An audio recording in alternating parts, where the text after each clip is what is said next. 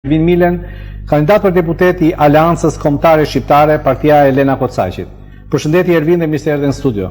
Mirdita Adriatik, faleminderit për ftesën, është kënaqësi për mua që t'jem këtu në studion tuaj sot. Ervin, mund të ndash me publikun ton një biografi të shkurtër të vetes tënde. Kush je, nga vjen dhe përse ke zgjedhur të përfaqësohesh në këtë zgjedhje si kandidat i Aleancës Kombëtare Shqiptare? Unë jam Ervin Mile, jam lindur dhe rritur në këmishtaj të Lushnjës, sot rrethi Bashkia Divjakës, qarku të Fier. Kam mbaruar shkollën e mesme 18 tetori Lushnje dhe kam 25 vite që jetoj, kam studiuar dhe punoj jashtë shtetit.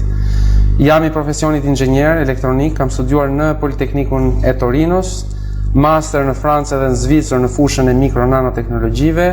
Kërkimet e masterit i kam bërë në MIT të Shteteve të Bashkuara të Amerikës, edhe gjithashtu kam punuar për 4 vite në Komisariatin e Energjisë Bërthamore në Francë, ku kam mbrojtur edhe doktoraturën në Politeknikun e Parisit. Për shumë vitesh punoj në fushën e teknologjisë, të elektronikës, telekomunikacionit, hapësirës, fushës ushtarake, si në Francë dhe në Amerikë. Tani prej 8 vitesh jetoj dhe punoj në Amerikë. Jam bashkuar Aleancës Kombëtare sepse kam gjetur persona që ndajnë dy karakteristika kryesore që janë dashuria për vendin dhe meritokracia. Për mua këto janë dy gjëra shumë të rëndësishme sepse personi, kandidati që duhet punoj dhe të mbështeti popullin, të jetë zëri i popullit, në radhë të parë duhet të dojë vendin dhe e dyta duhet të jetë meritokrat. Në qoftë se personi nuk ka dashuri për vendin, ai është i rrezikshëm dhe në qoftë se nuk është meritokrat, është i padobishëm. Prandaj është shumë e rëndësishme që të gjithë kandidatët të çfarëdo lloj partie të kenë këto dy karakteristika.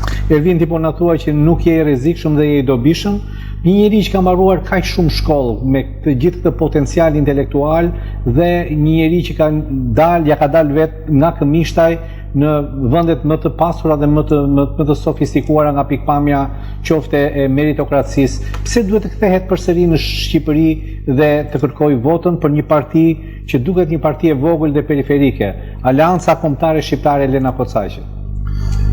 Nuk gjetë vend të akomodohesh në një parti tjetër, nuk pate oferta nga partitë tjera, apo? Është e vërtetë ajo që thoni, në radhë të parë partitë e mëdha e kanë shumë të vështirë, do të thoja, t'u hapin në rrugë kandidatëve të tillë apo t'u lëshojnë vendin. Kam pasur persona që u kanë premtuar shumë, kanë dashur t'i përfshinë, i kanë përdorur dhe i kanë larguar pa u dhënë diçka. Domethënë kjo ka treguar një mungesë serioziteti nga partitë e mëdha. Arsyeja e dytë që do të thoja është që shumë prej këtyre partive kërkojnë persona të bindur, që u binden partive. Ne kemi një farë, do të thoja, personaliteti, karakteri, duam të ruajmë autonominë tonë dhe unë këtë kam gjetur vetëm tek partia e zonjës Lena Kocaqi, e cila është atëdhetare dhe u ka dhënë mundësinë personave si unë që nuk kanë asnjë lidhje, asnjë miqësi me vendin, por janë përzgjedhur thjesht në bazë të kurrikulumit dhe aftësive të tyre. Një gjë është të kesh aftësi teknike, profesionale dhe gjë tjetër të kesh aftësi politike manageriale. Në rastin tuaj, si përputhen këto të dyja në krijimin e një profili të një politikani që i kërkon votin qytetarit? Është e vërtet, unë nuk vi nga fusha e politikës, unë me profesion jam inxhinier, por gjithashtu inxhinierët punojnë shumë edhe në fushën manageriale. Unë si inxhinier nuk mund të vi dhe të bëj premtime të kota, premtime boshe, por punoj me plan, planifikoj gjërat, edhe nga kjo anë kam edhe eksperiencë të gjerë në fushën manageriale, sepse kam qenë menaxher për zhvillimin e biznesit për Evropën dhe lindjen e mesme dhe kam menaxhoj aktualisht rreth 68 milion euro dhe duhet të them që nga kjo fushën kam eksperiencë. Po të shikoni sipërmarrësit më të mëdhenj dhe ndërmarrjet më të mëdha sot për sot të SP 500-s, që janë ndërmarrjet 500 ndërmarrjet më të mëdha amerikane, janë kokat e ndërmarrjeve, janë inxhinier. Po të marrin për shembull Elon Musk, po të marrim Mark Zuckerberg, po të marrim Intel, po të marrim Nvidia, që sot për sot është bërë një nga kompanitë më të fuqishme botërore. Të gjithë këta persona ndajnë diçka të përbashkët, këta janë që të gjithë inxhinierë. Janë persona që nga mëngjesi në darkë din të merren, din të krijojnë, nuk janë persona që vinë nga fushat e, si të themun, politikës, por vinë nga fushat e inxhinierisë. Atëherë, në programin tuaj të Aleancës Kombëtare Shqiptare, cila është gjëja që të bën më shumë përshtypje dhe do ta ndash me publikun dhe çfarë ndan këtë parti nga programet e partive të tjera konkurrente në këto zgjedhje? Ajo që më bën përshtypje, besoj e thash në fillim, është afrimi i individëve të aftë si brenda dhe jashtë vendit që të punojnë dhe të sjellin zhvillim për vendin. Pjesë të programit tjetër, mund për shembull programi për ekonominë, për zhvillimin ekonomik. Programi për ekonominë, po sepse ishte program ka diçka specifike që e dallon lëvizjen tuaj nga partitë tjera politike. Specifike është rritja ekonomike. Ka prioritetin kryesor, vjen arsimi dhe shëndetësia. Pse rritja ekonomike? Po të gjithë këtë thonë, kjo është pak a shumë renditja, rritja ekonomike, arsimi, shëndetësia, rendi, qetësia publike. Është e vërtet, tani pyetja është që si mund të vijë rritja ekonomike. Unë marr shpesh një shembull që personat mund të zgjedhin mjetet me të cilat ecin. Në qoftë se do të arrish në një destinacion, mund të përdorësh mjete të ndryshme. Mund të ecësh me kalë, me karrocë, mund të ecësh me makinë, por mund të ecësh edhe me avion. Edhe personat duhet të kenë aftësinë që të jenë, do të thoja, karrocier, shofer apo pilot, dhe duhet gjejmë njerëz të tillë që të drejtojnë dhe të rrisin ekonominë. Këtu do të merrja për shembull shifrat ekonomike të Shqipërisë dhe sa janë të ardhurat për frym në bazë të GDP-s apo prodhimit të brendshëm bruto. Të ardhurat pak a shumë shqiptare janë rreth 8.000 euro për frym, ndërsa Gjermania ka disa shifra dhe jemi nga të fundit në rajon. Gjermania arrin diku te 57.000.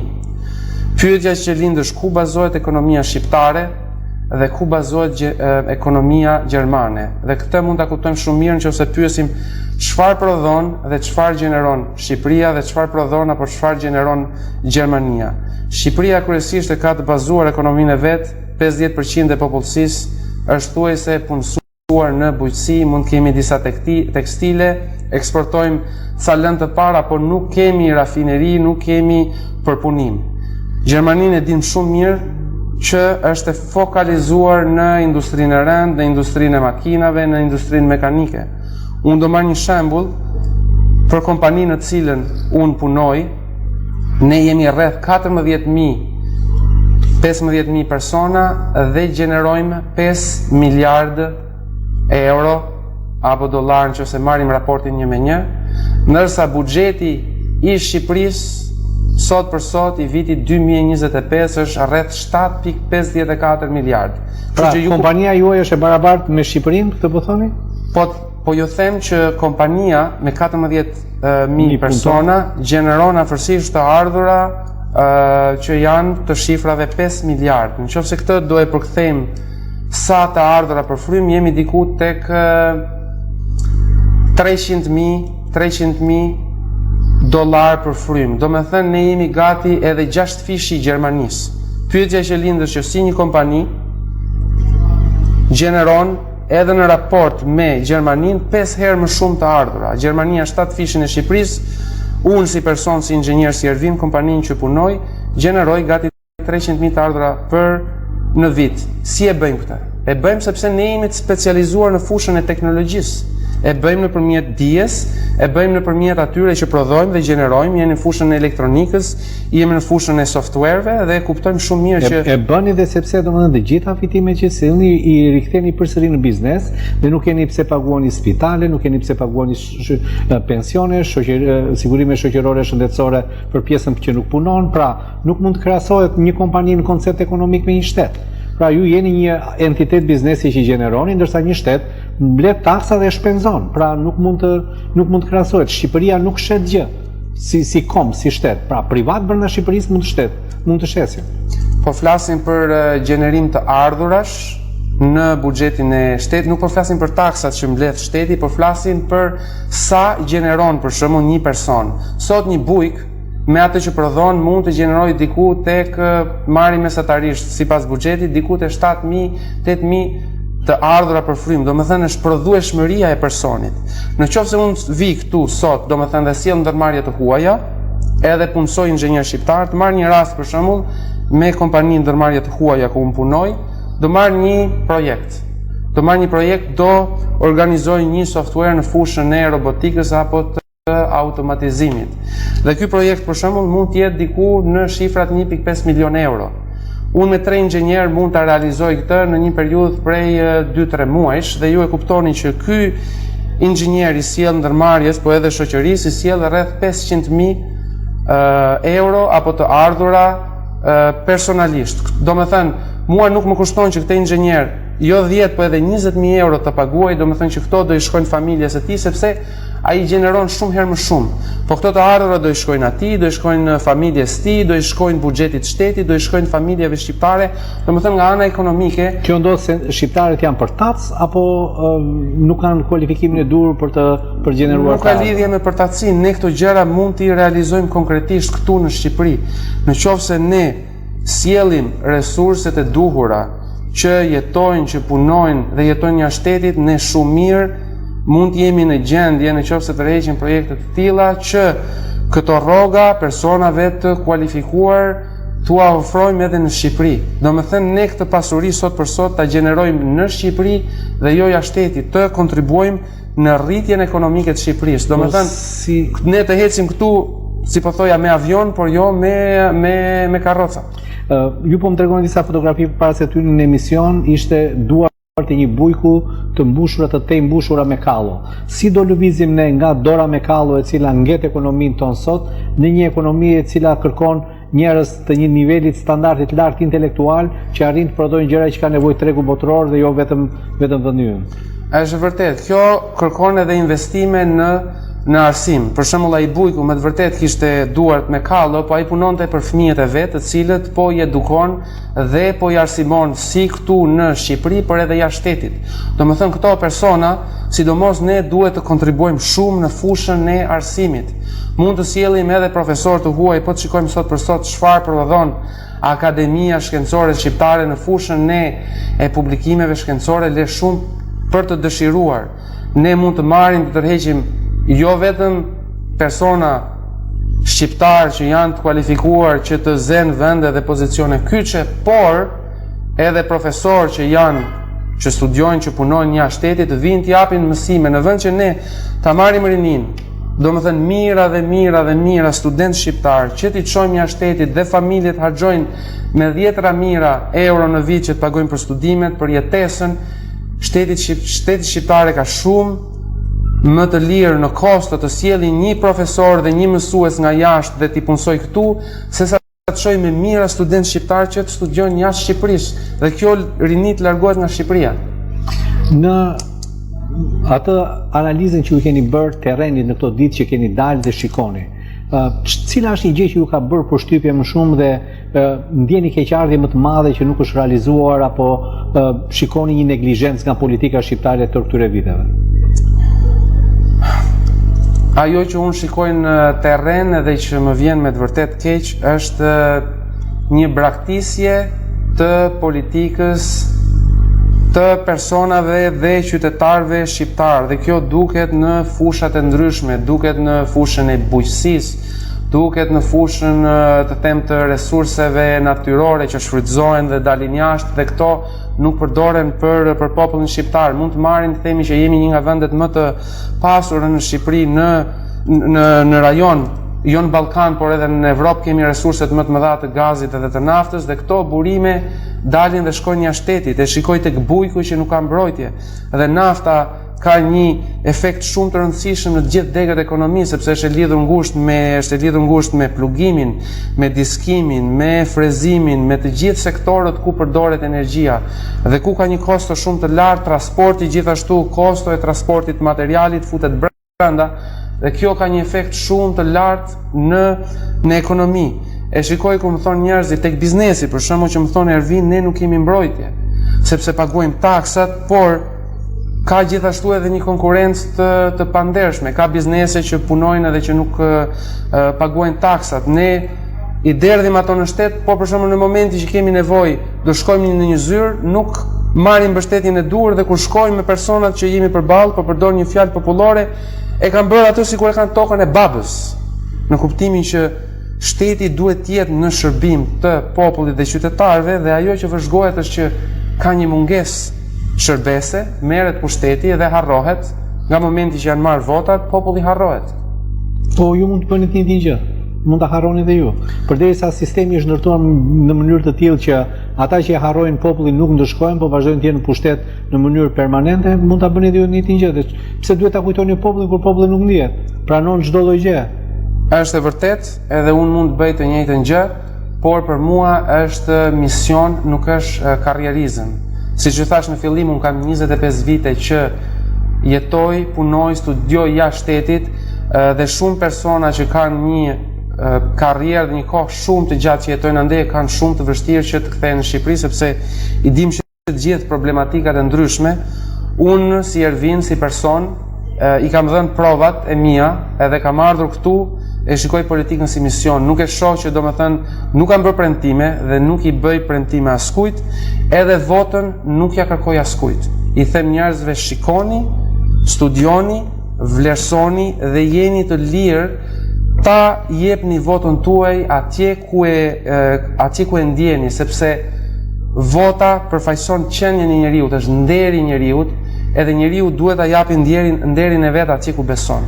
Edhe unë po ua them edhe juve Adriatik këtu hapur që unë nuk kam ardhur këtu të kërkoj vota askujt, kam ardhur të prezantoj veten time, nëse njerëzit besojnë, njerëzit le të na mbështesin. Mund të jesh i vetmi kandidat në Shqipëri që futesh në votime dhe nuk kërkon vota, se nuk bën sens kjo që thoni ju. Ju jeni këtu për të marrë vota, por ju thoni unë nuk kërkoj vota. Unë kam ardhur këtu të kërkoj mbështetjen e popullit, kam ardhur këtu që të punoj për popullin. Po pse e bëni këtë gjë? E bëj nga atë dashuria, e bëj nga keqardhja. Besoj ju kam dërguar disa shifra këtu që ju mundet edhe ti shfaqni dhe ti publikoni në ekran. Po pash një nga ato që më bëri përshtypje që më ke dërguar është një grafik i lindshmërisë dhe i vdekshmërisë nga vitet 90 deri në 2025. Dhe vëre domethënë që vdekjet janë në rritje ndërsa lindjet janë në rënje. Dhe rënja e lindjeve ishte drastike me sa pash, do kemi mundësi ta projektojmë grafikun për ta ndarë dhe me publikun atë, dhe kjo është një diçka e cila me të vërtetë ishte shokuese në ato që pash, sepse lindjet kishin një rënje pikjat, po thuajse, një rënje drastike të pa nuk e kisha parë një herë të vizualizuar në atë lloj mënyre. Është e vërtetë dhe mua më pëlqen shumë që të merrem me shifrat, edhe këto janë me të vërtetë shifra tragjike. Janë tragjike, janë për të ardhur keq. Kur kam parë këtë, kam dhënë një farë trishtimi, edhe kam thënë nuk mundet ne të vazhdojmë të rrim duar kryq. Dhe keqardhja vjen nga dashuria. Ju jeni prind, keni fëmijë, një fëmijë mund të vritet, dëmtohet, dhe ju vjen keq sepse keni dashuri për fëmijën. Kjo është arsyeja, është keqardhja vjen nga dashuria. Kjo është dhe arsyeja që unë kam vendosur, nuk do të thoja të futem në politikë sepse politika ka një ngjyrim shumë negativ, po do të thoja të jem në procesin e vendimarrjes dhe vendimarrja bëhet në parlament. Dhe që t'jesh pjesë e parlamentit duhet të kërkosh mbështetje nga populli. Kështu që ata që na besojnë, ata që duan të na kenë atje si një zë të tyre, le të na mbështesin, ose të mbështesin edhe forcat e reja aty ku mendojnë që ata do të jenë zëri i tyre. Atëherë mendoj që atë dashuria është një ide thelbësore e partisë tuaj apo e lëvizjes tuaj. Por një gjë tjetër që më bën përshtypje kur dëgjoj të artikulohet paktën zonja Elena Kocaqi, kryetare e partisë tuaj, është që ne jemi të rrethuar nga keqdashës dhe të themi njerëz të cilët duan ta dëmtojnë kombin shqiptar dhe kanë arritur deri diku ta dëmtojnë kombin shqiptar, ndërkohë agjenturat e huaja hedhin valle për qef në Shqipëri. Ju i ndani me të këto teori apo janë teori konspirative apo pak të egzageruara për profilin tuaj inxhinier apo për atë që ju doni të arrini, sepse ju thoni që unë besoj në mënyrë empirike te shqiprat dhe tek mënyra si jam edukuar mund të jenë pak jashtë asaj profilit tuaj. Shumë mund të flasin për teori të ndryshme, teori konspirative, mund të kenë idetë e tyre. Unë atë që mundohem gjithmonë është të analizoj shifrat, rezultatet, edhe është një shprehje e bukur që thot pema duket nga frytet. Unë nuk e di ka pasur apo jo agjentura të huaja dhe në qoftë se ka aktualisht agjentura të huaja, me këtë merren shërbimet sekrete shqiptare dhe entet përgjegjëse. Ajo që unë di është që përpara 34 vitesh Shqipëria ka pasur uzina që u ndërtuan nga prindrit tanë që punuan një jetë të tërë në kohën e komunizmit dhe me ato pak mjete dhe mundësi edhe kanalet i hapën me bele dhe me lopata, po të shikoni gjithë zona e Myzeqes, Tërbufit kanë qenë zona kërnet. Por në atë kohë u hapën, u thanë kërneta, u nxorën toka të reja, u ndërtuan hidrovore, u ndërtuan sisteme pompimi, edhe këto në një kohë shumë të shkurtër gjatë ndryshimit të sistemit u shkatëruan brenda muajit dhe familjet shqiptare u nxorën pa punë, rezistuan aq sa mundën. Ishte koincidencë ky shkatërim sipas mendimit tuaj? Për mendimin tim, në qoftë se prishet diçka në një vend të caktuar dhe ka një aksident të izoluar, mund të thuash që ishte një aksident. Në qoftë se ndodhet në një zonë tjetër, mund të thuash është një koincidencë. Por në qoftë se këto ndodhin në qark kombëtar dhe janë shkatruar uzinat, janë shkatruar kombinatet, janë shkatruar SMT-t, janë shkatruar degkyçe të industrisë shqiptare në të njëjtën kohë dhe i gjithë populli doli u pa punë dhe nuk kishte rrugë tjetër përveç rrugës së emigrimit, fatkeqësisht nuk ngelet tjetër ose ja le edhe publiku ta nxjerrë konkluzionin kush ka qenë, kush fshihej mbrapa gjithë këtyre organizimeve dhe këtyre prishjeve. Atëherë, duket sikur Shqipëria është një kaos total, që nuk di nga ta kapësh nga ekonomia të cop-cop, ta kapësh nga ushtria të cop-cop, ta kapësh nga mënyra e organizimit shoqëror të cop-cop. Si mund të vendoset rend në këtë kaos? Nuk e di, më duket praktikisht e pamundur për t'u arritur me forcat politike dhe me njerëzit që kemi sot. Çdo gjë është e arritshme, asgjë nuk është e pamundur. Shqiptarët këtë e dinë shumë mirë, sepse shumica jonë ka marrë rrugët e emigrimit, e ka nisur nga zero. Shqiptarët kanë fjetur edhe jashtë, kanë fjetur poshturave, u është dashur të mësojnë edhe gjuhët e huaja dhe kanë arritur shumë lart. Mund të arrijmë dhe shumë gjëra të mira në vendin tonë, në qoftë se ne kemi vullnetin politik. Prandaj duhen njerëz që të duan dhe të punojnë për kombin, që kanë vullnetin politik, me pak vullnet, për shembull, nëse flasin për bujqësinë, shumë shpesh kur flas me njerëzit, janë ata që kanë zgjidhjet, edhe zgjidhjet nuk janë shumë të komplikuara. Flasin për shembull për bujqësinë. Atë që kërkojnë njerëzit është që të mbrohen nga importet, për shembull, se futet produkti jashtëm dhe vret produktin e brendshëm. Kjo nuk do një shkencë të madhe, do që një politikan që të punoj për bujkun, punoj për fermerin, ose të mendoj për fermerin dhe të mbroj produktin vendas.